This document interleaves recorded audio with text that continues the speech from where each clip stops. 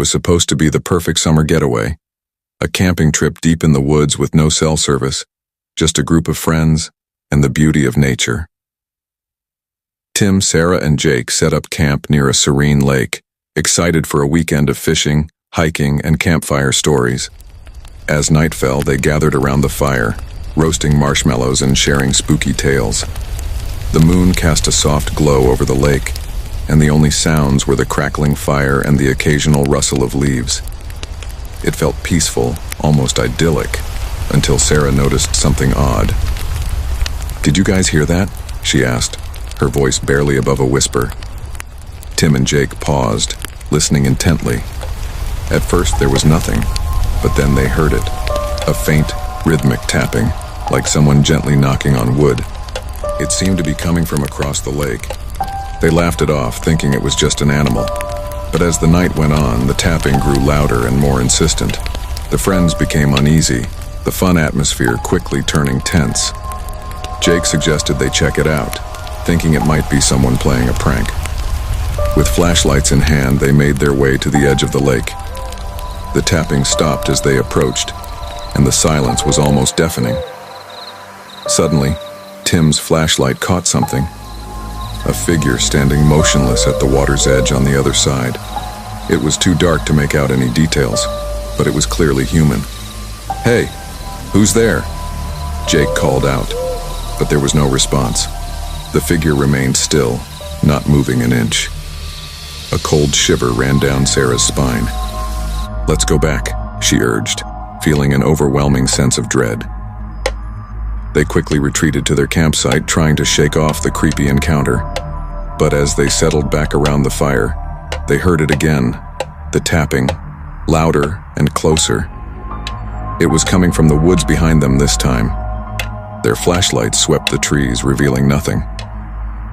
Panic set in, and they decided to pack up and leave.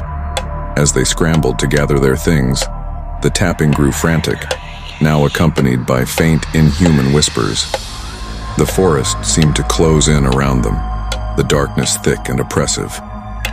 Just as they were about to flee, Tim's flashlight flickered and died. In that brief moment of darkness, they all felt it, something cold and damp brushing against their skin, like fingers reaching out from the shadows. When the light came back, they were alone, but the tapping and whispers had stopped. They didn't waste another second. The group sprinted to their car, leaving the campsite in chaos. As they sped away, they glanced back and saw the figure standing by the lake watching them. The tapping resumed, echoing in the still night air. They never spoke of the incident again, but each summer, they hear about strange disappearances near that same lake. The tapping continues, a haunting reminder of their terrifying night in the woods.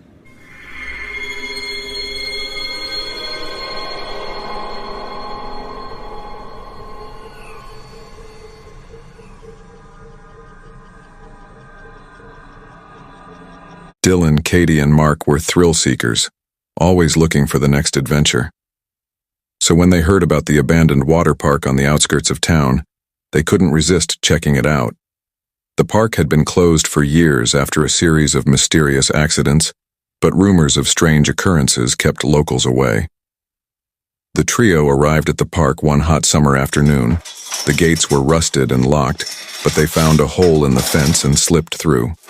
Inside, the place was a ghost town.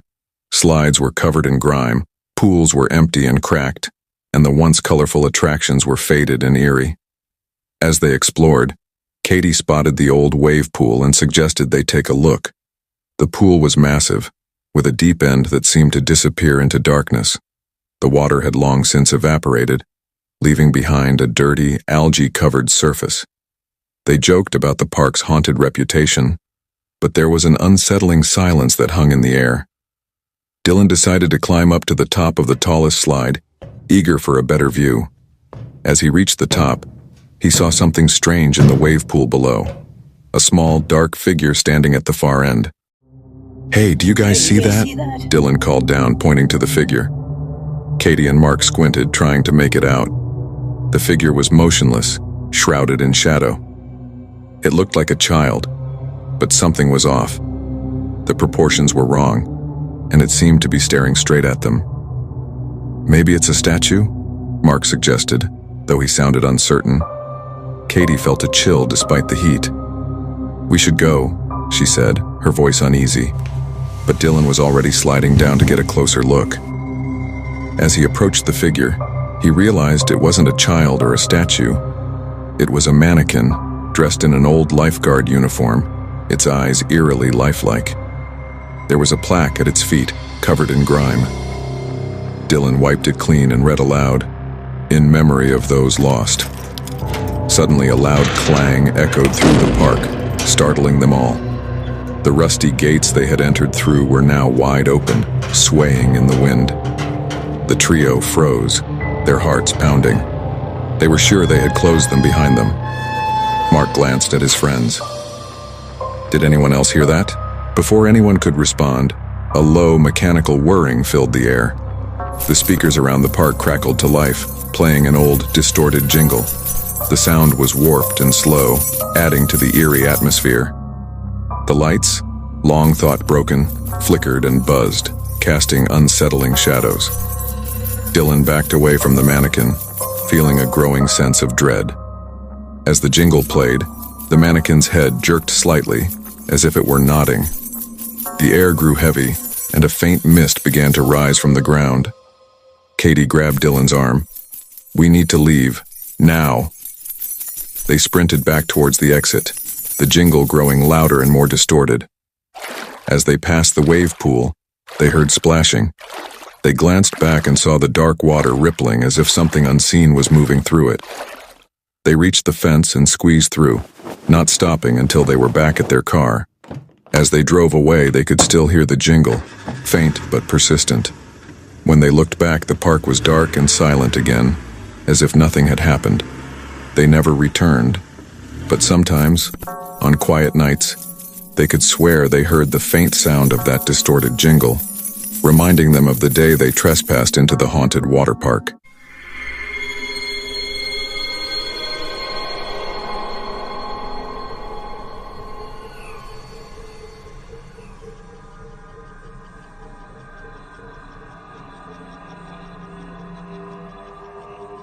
Lana and Chris decided to spend a quiet weekend at Lana's family cabin by the lake. It was a secluded spot, surrounded by dense woods and accessible only by a narrow dirt road. The cabin had been in her family for generations, a perfect place to escape the bustle of city life. They arrived on a warm summer evening, the sun casting a golden glow over the calm waters of the lake. The cabin was quaint and rustic, with a wraparound porch and a small dock extending into the water. As night fell, they settled in, enjoying the peacefulness and the sound of crickets chirping. After dinner, they decided to go for a night swim. The moon was bright, reflecting off the still surface of the lake. They laughed and splashed around, the water warm and inviting. As they floated, they noticed a small rowboat drifting in the distance. "Did you bring a boat?" Chris asked Lana, surprised. Lana shook her head. "No, it must be from another cabin." But the nearest cabin was miles away. The boat drifted closer and they could see someone sitting in it, motionless. The figure's face was obscured by shadows, but something about it felt wrong. Chris called out, "Hey, need help?" There was no response. The figure remained still, watching them. An uneasy feeling settled over the group. The air grew cooler, and the once warm water felt icy against their skin. Lana shivered. "Let's go back inside," she suggested, feeling a growing sense of dread. They swam back to the dock, glancing over their shoulders. The boat was closer now, but the figure was gone. The boat, empty, rocked gently in the water. They quickly dried off and went inside, locking the doors behind them. Inside, they tried to laugh it off, but the atmosphere was tense. Lana told Chris about an old family legend. Years ago, a local fisherman had drowned in the lake. Some said his ghost still rowed his boat, searching for his lost catch. As they talked, the lights flickered. Chris frowned. "Is there a storm coming?" They checked the windows, but the sky was clear. Suddenly, the radio in the corner crackled to life, playing an old song from the 1930s. The volume was low, but the scratchy tune was unsettling. Lana's grandparents had loved that song, but she hadn't touched the radio in years. "Okay, that's creepy," Chris muttered, reaching to turn it off. But as he did, they heard a soft tapping on the window. They froze, darting to the glass.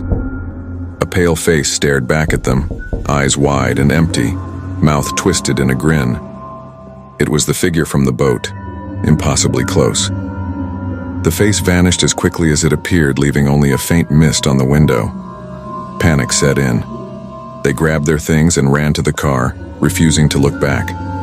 As they sped down the dirt road, they saw the rowboat again, now empty and adrift. The radio continued to play, the song now distorted and eerie. They never returned to the cabin, and Lana's family sold it soon after. The locals still talk about the haunted lake and the ghostly fishermen, and some claim to see a rowboat drifting aimlessly on quiet nights, searching for something lost long ago.